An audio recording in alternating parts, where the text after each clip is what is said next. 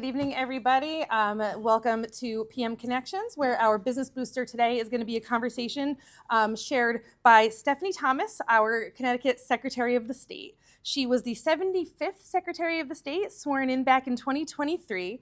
She had a 30-year career advising and problem solving for the nonprofit industry, running her own business and serving as a state representative in the Norwalk, Wilton, and Westport region. She brings a unique blend of business expertise and passion for civics to public service. Since taking office, Secretary Thomas has led the implementation of significant election reforms in the state, including the rollout of early voting and a new centralized voter registration system. In September of 2023, she secured a historic investment of $25 million to replace the state's aging tabulators, making Connecticut's first voting machine upgrade since 2006. During her term, Secretary Thomas will also institute the John R. Lewis Voting Rights Act of Connecticut and automatic voter registration at several Connecticut agencies. A former small business owner, Secretary Thomas has worked to pass business-friendly legislation, and she has created a monthly e-newsletter that aggregates funding and training resources into one place to save business owners time. Secretary Thomas believes that a healthy representative democracy relies on regular and active participation in civic life by all.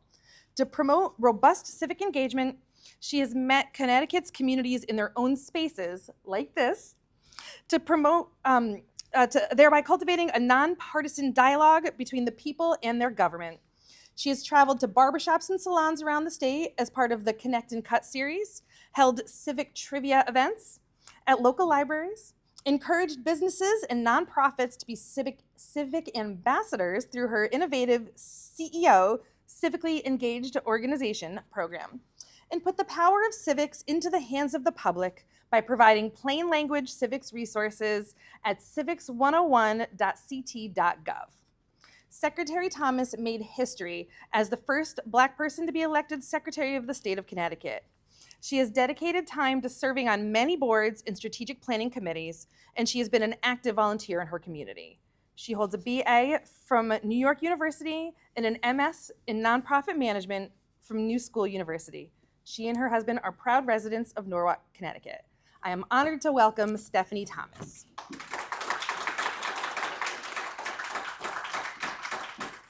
Thank you, Kate. There is nothing more slightly embarrassing than sitting and listening to your bio. Oh my goodness. What I can say is PM connections are the thing. I used to belong to my chamber because, as you heard, I used to own a business, and I don't know, it wasn't this friendly, but I realized this is living on YouTube. It was the best chamber meeting ever. Oh yeah, thank you. So, as you heard, I have a background. Long before I ever got involved in politics, I started an internship while I was in graduate school with a small nonprofit consulting company that had 2 employees and 1 client.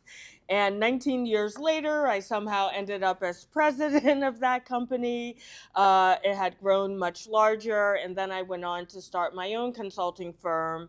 And sort of being able to start my own business sort of changed a lot in my life and gave me a sense of economic autonomy that I had never had up until that point.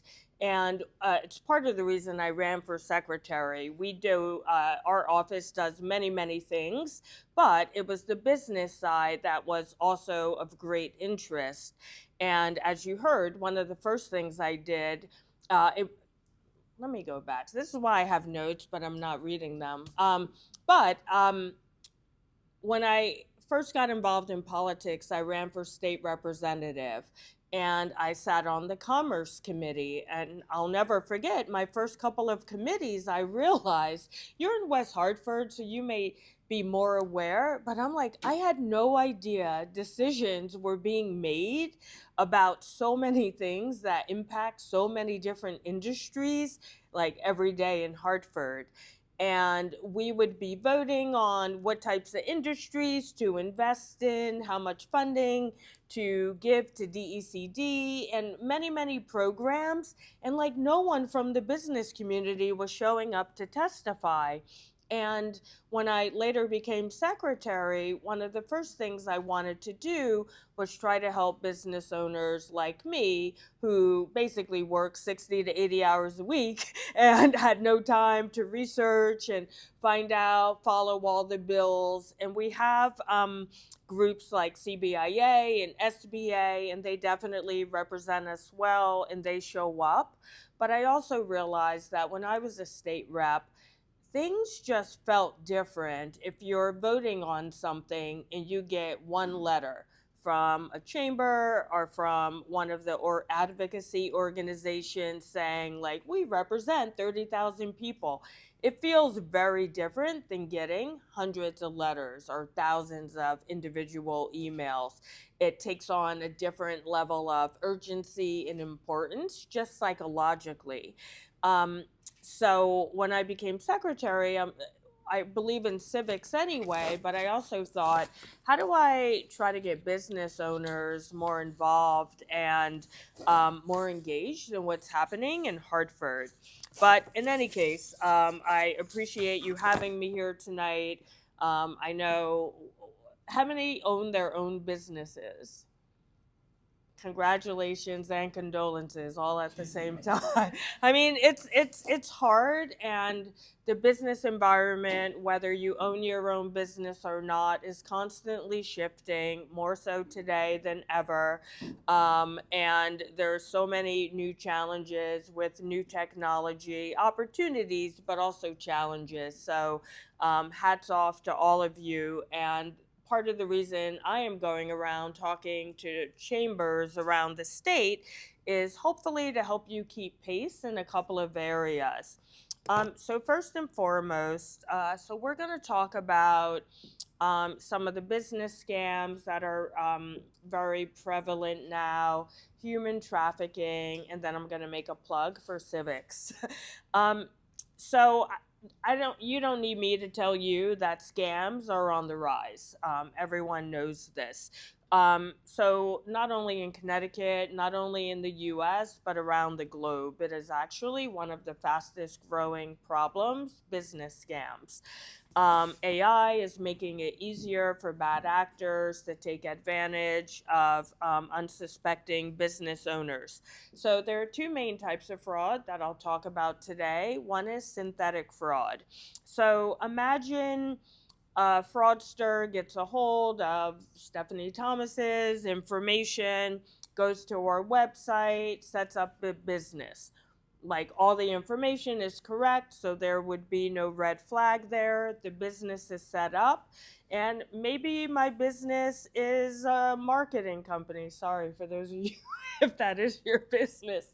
And all of a sudden, new business owner Yvette gets emails from this marketing company. You decide it looks good because it's got a full-blown website. Maybe you even checked our website to see if it was actually a business. And you can't ever get anyone on the phone, but it's got like testimonials because their AI website was built to look very credible. And maybe you send them a deposit, and it's only much later you find out it was not an actual business at all.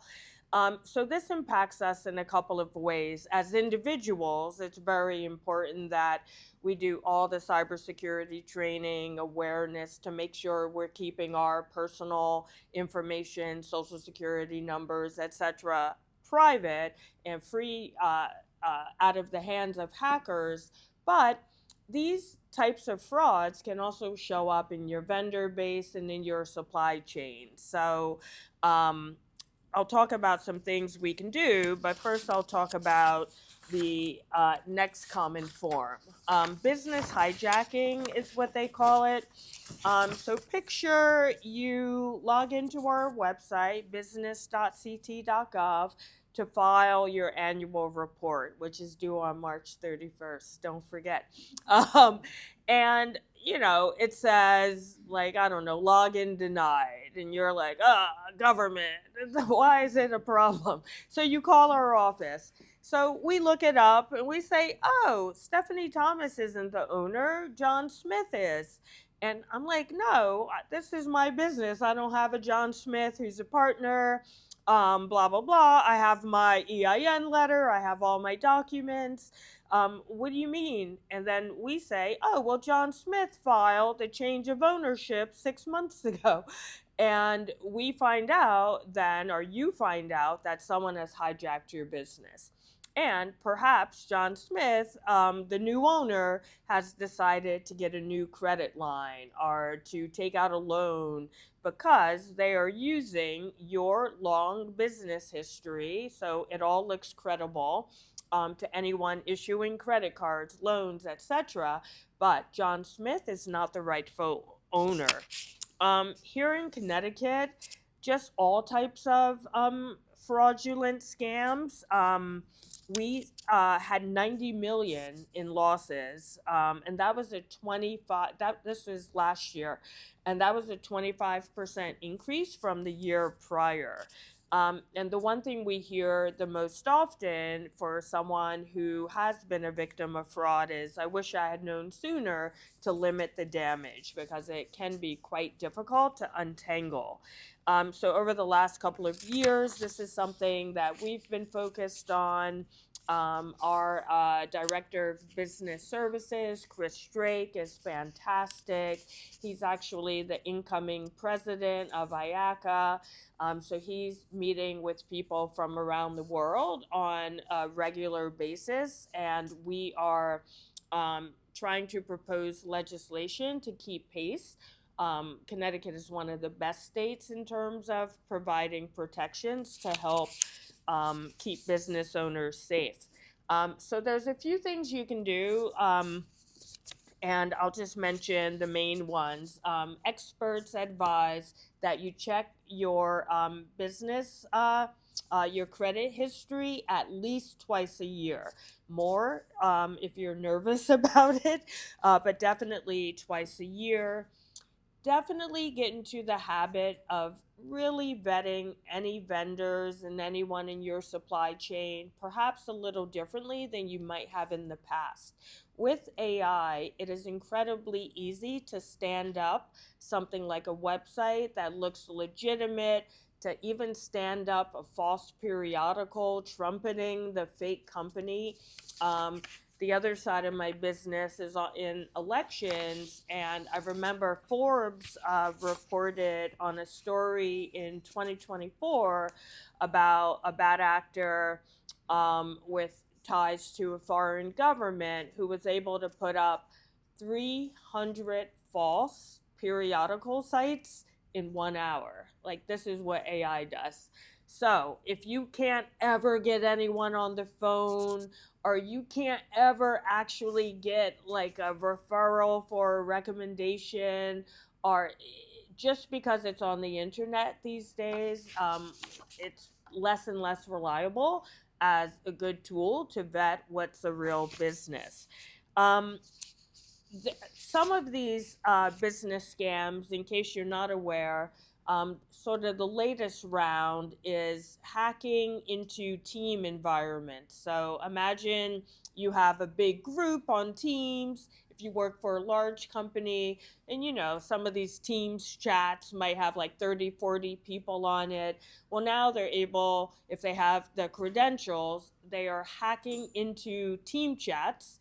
So then you're in your chat, and someone that you might not know is writing to you like, hey, can you send me this thing? And you think it's legitimate because they're in your chat. They're also hacking into other team environments and getting between businesses and their customers. So, for example, if they have the credentials, they are sending invoices to customers, and customers think, well, hey, how do they know that I have an account with this client? And they are sending the payments to false accounts. And I don't say all of this to scare you, but it's just something to be aware of and to try to keep yourself safe, and always take that minute to say, does this look right? Does this sound right? Because more and more, it's just very easy with AI in particular to, the days are gone of these phishing attempts where it's bad grammar, and you're like, oh, this doesn't even sound legitimate. It's very sophisticated now. Um, Another thing you can do is keep up with your own receivables to make sure that if someone is trying to, bless you, trying to get in between you and your customers, clients, you are able to track that much faster.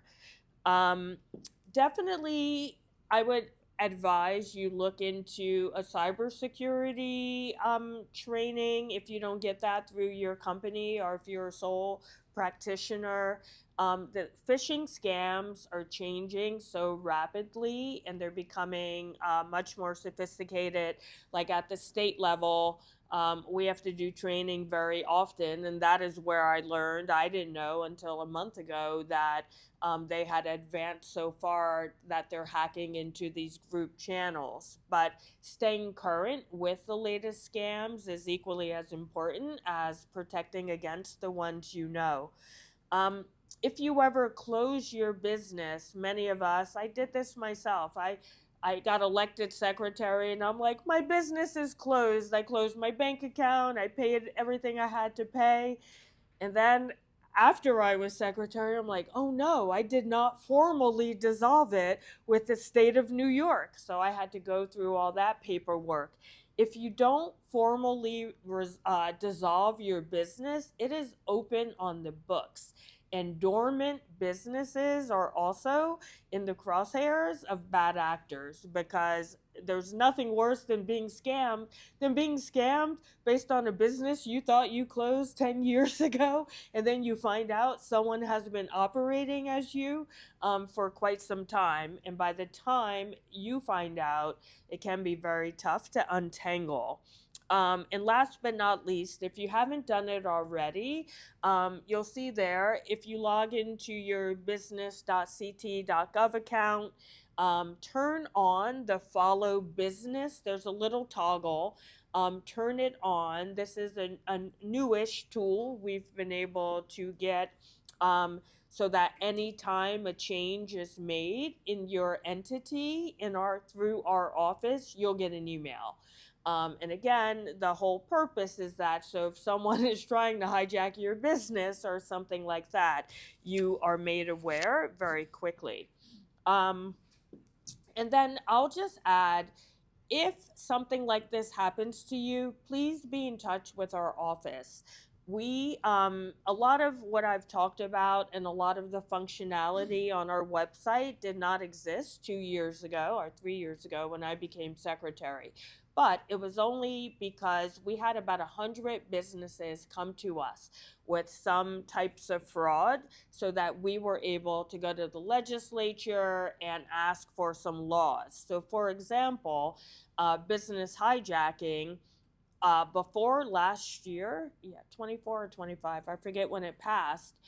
If your business was hijacked, even if you could prove it was actually yours, we had no authority to return it to you. You would have had to go and to a court of law and try to sue some fraudster that usually isn't even operating in this country. So we now have the authority to do some light investigation and restore it back to you if something like this happens. Even something simple like this tool on our website, we had to go to the legislature. Many people don't realize we're a revenue neutral agency. So although you all pay fees, none of that comes to us. It goes straight to the general fund. So we get our budget from the legislature. So when we need to update our website or do and add software, like we have to go to them and ask for funding. So even a little simple tool like that is because we had all of those testimonials from 100 businesses that helped us make the case. Um, We also, right now, we are in the process of, we also were able to get funding for some additional tools that we are in the process of building out now. Um, One of the current best practices, I don't how to describe this succinctly. Um, Basically, there are often some red flags when some of these types of scams are happening. For example, XYZ manufacturing company, if you look up the address on a satellite, it turns out it's in the middle of a field in, I don't know, Colombia. And you're like, that doesn't sound right for the business description, or other little tells like that. There's software now that is looking for anomalies so that it would flag our office before we register the business instead of having to do everything after the fact. So please, if something happens, let us know. And I've listed a few other resources here, but you can find many. But these are a good starting point for everything from cybersecurity training, like I talked about, or other types of prevention activities. Another area where we are seeing an uptick is human trafficking. Last year in 2024 in Connecticut, there were 170 adult and children victims that we know about. Obviously, it's an area that goes underreported, so we know the problem is much larger. But it's important to know that it is impacting many different industries. I know many people always think about things like massage parlors or hotels. But here in Connecticut, for example, we've had cases last year on farms, construction sites. There's sex trafficking. There's also labor trafficking. Both are growing also around the world. We have seen cases in every single county in Connecticut. But people are like, why is the Secretary of the State talking about this? And it's because of this court case. This was a landmark decision recently in a human trafficking case where a federal jury found a Georgia hotel liable and awarded $40 million in damages.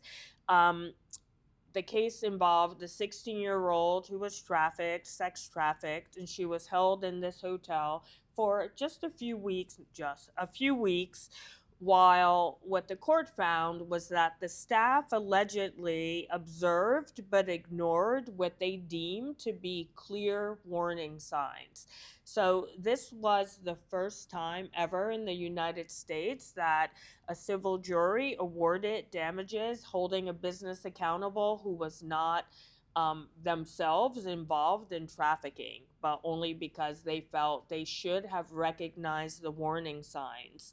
So, this landmark decision has prompted a new wave of trying to make sure people understand what trafficking looks like today.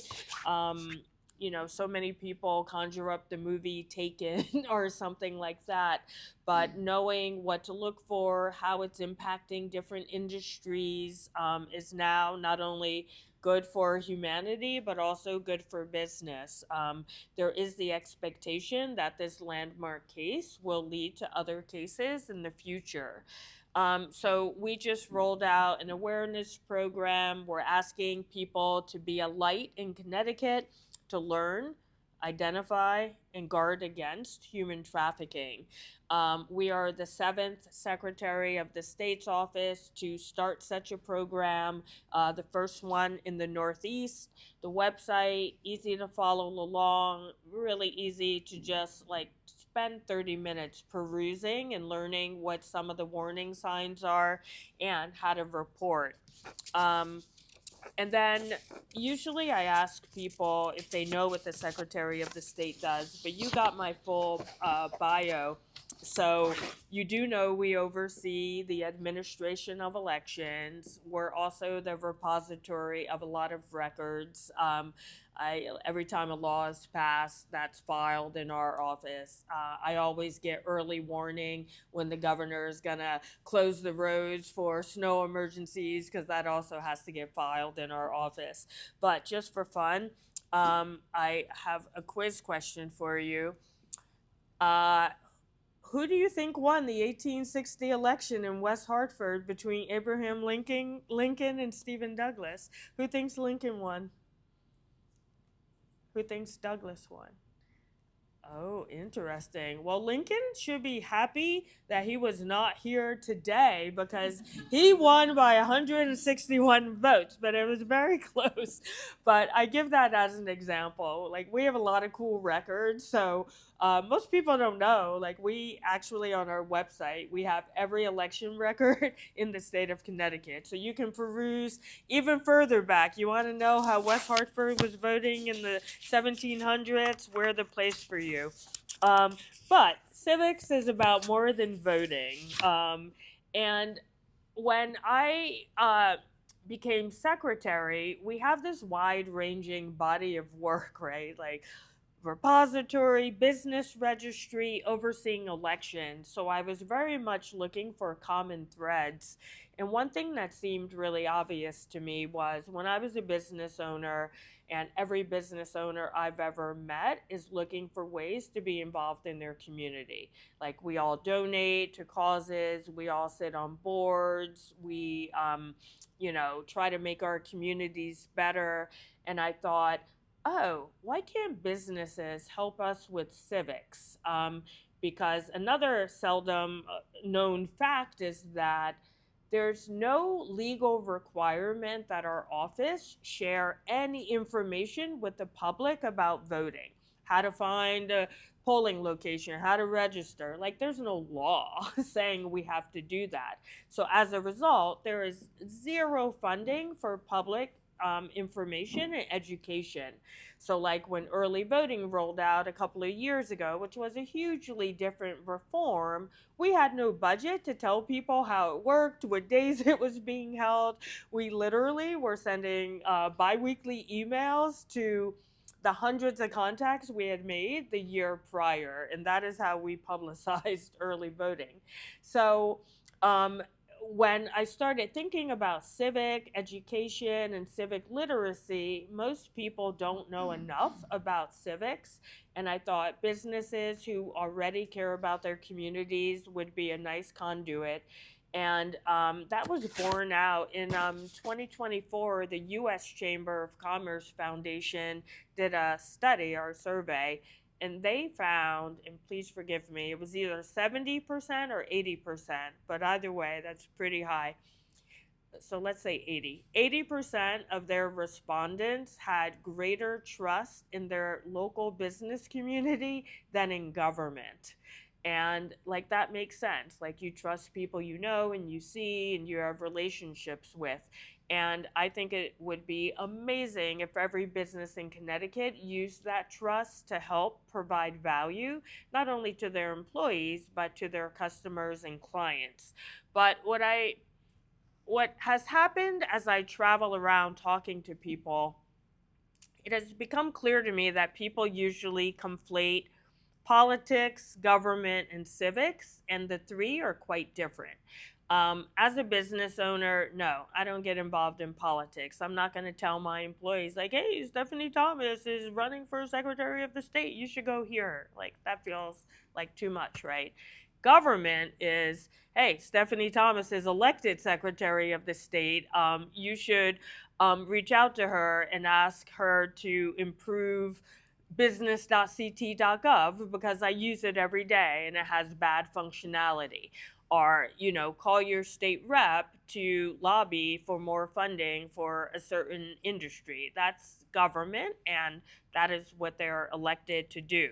Civics is just making your community better. So we have done quite a few things to try to bring the business community into, as we're 100% nonpartisan, to bring people into the nonpartisan side of civics, because people are thirsty for the information because they're not getting it anywhere else. So one tool we started like a month after we got there was Civics 101. People kept barraging us with questions. I don't understand how my child who's in college votes, like if they're out of state. I don't understand, are there accommodations if I need to take my mother with Parkinson's to the polls? All the questions we were getting all the time. We made flyers, videos. How do you like what are the rules around absentee ballots? Like, I don't get it. We made videos, flyers that are all meant to be downloadable, shareable, etc. Last year, we rolled out Power of Civics, which is an online learning management system. People kept saying, like, we know we should be more involved and we vote, but we don't know what else to do or how it works. Um, and usually I give every audience a civics quiz. I won't do it to you tonight, but usually everyone gets all the questions wrong. And it's because no one has actually taught us what I like to call civics you can use. So I'm sure everyone here has a working knowledge of our foundation documents, Constitution, Declaration. I'm sure we all know the three branches of government. But where I try to intersect is we've all had that experience where we read a headline and we're like, what? Like, why is that happening? Or something happens that impacts our family and we're trying to get help and we're trying to figure out where to go. The power of civics is meant, it's like 10-minute modules so that people learn what they need to know when they have time, so that when one of those situations hits you, that is not the time to try to figure out where to go, who to talk to, and how to solve your problem. And then last but not least, you heard about our CEO program, Civically Engaged Organizations. After we had Civics 101, we're like, no one actually goes there or not enough. So I'm like, business owners are busy. Let's compile all the information for them and send them an email once a month with um, ready-made social media posts. We write the captions, and it's always about whatever is coming up next that anyone who is a civically engaged person should know about. Like in January, we said, hey, do you know the legislature is starting in February? Here's how you can follow along on CTN. This is how you track bills.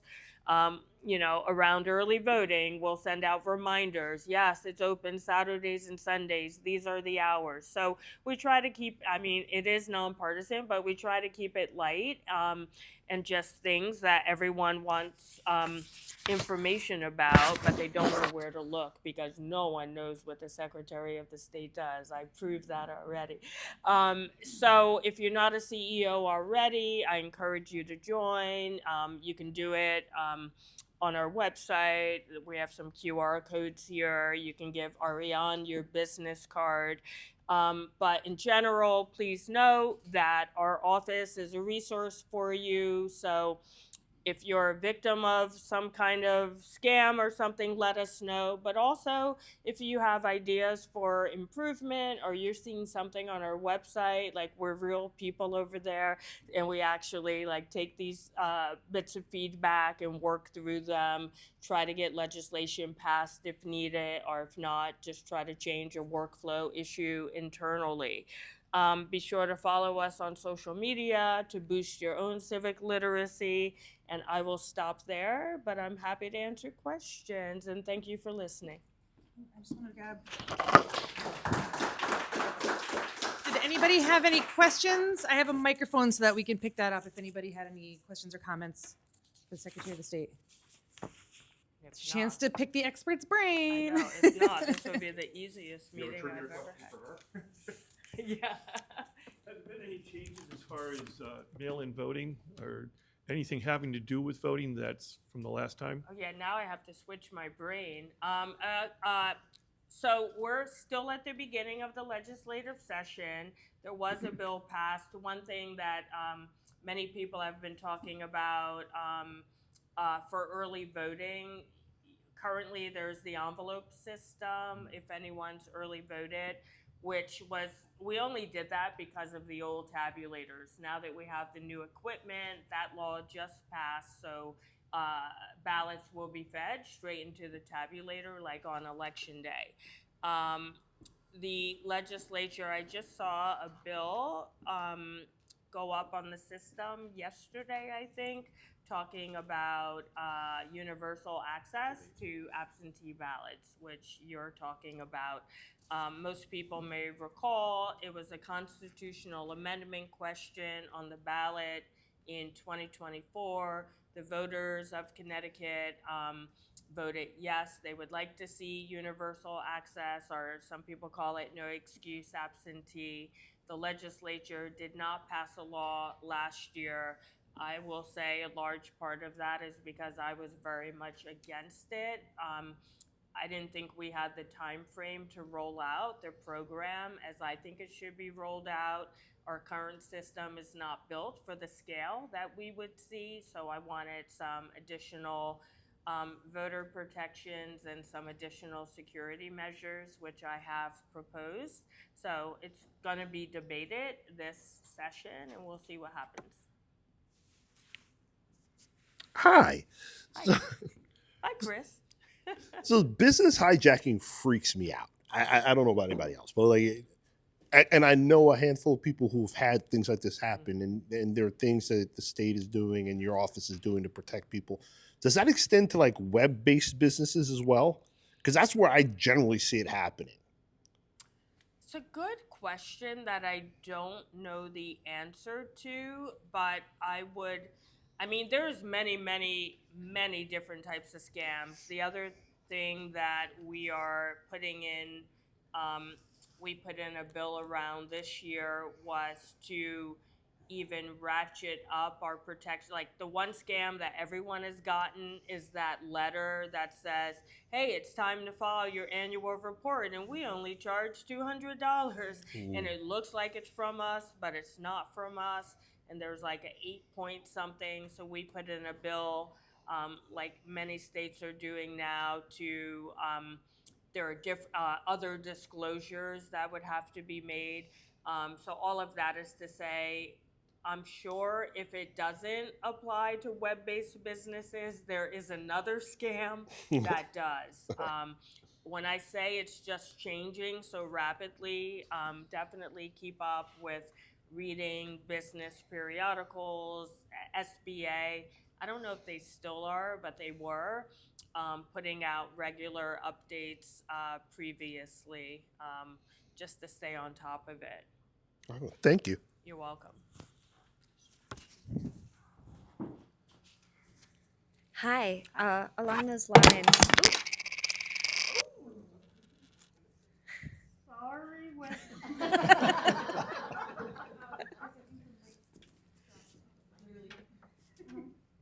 Sorry. I don't know my own strength. Yeah. I think the mic dropped.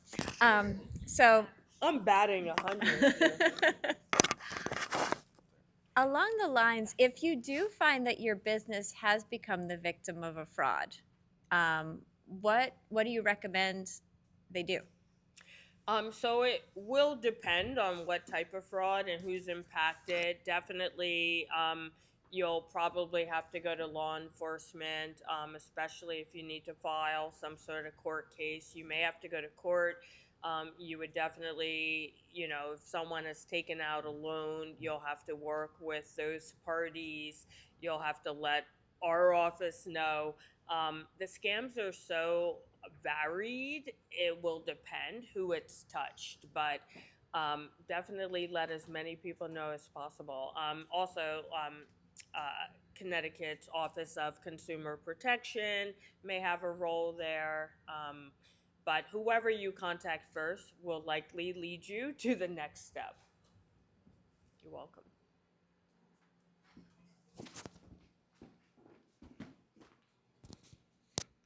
So, you register businesses, the trademarks, and the patents. How does your office work with the economic development in Connecticut, right? It's one thing to register, the others.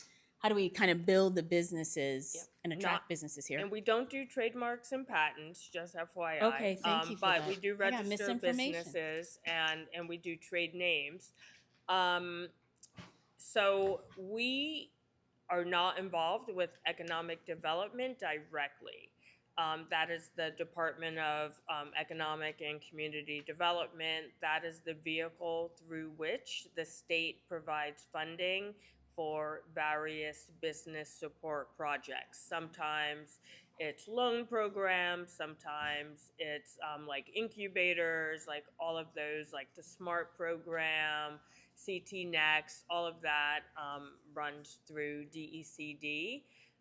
We do have many of those resources on our website, the business.ct.gov portal, just in case people don't know to go to DECD. So we try to link them that way. But otherwise, the only other role I would say we have, we're constantly assessing where Connecticut is in terms of various fees, etc., making sure we're in the same ballpark, which typically we are. We have proposed reduction of some fees over the years, but they're hardly ever adopted because our everything through us goes into the general fund. It needs like a more global look. So the first question is always, where are we going to make that money up if it gets changed. But if a lot of people show up to testify next time we put it in, maybe it might get amended. But other than that, we don't really have a role in economic development. Other than my newsletter, where I do try to, we never have enough staff. So we have interns do this every month. Like we scrape the internet for literally any grant program we can find, any special loans being given out by government, free trainings, resources, and we aggregate that and send it out once a month. Or if you tell Ariane, she can add you to the list. A lot of people find that helpful.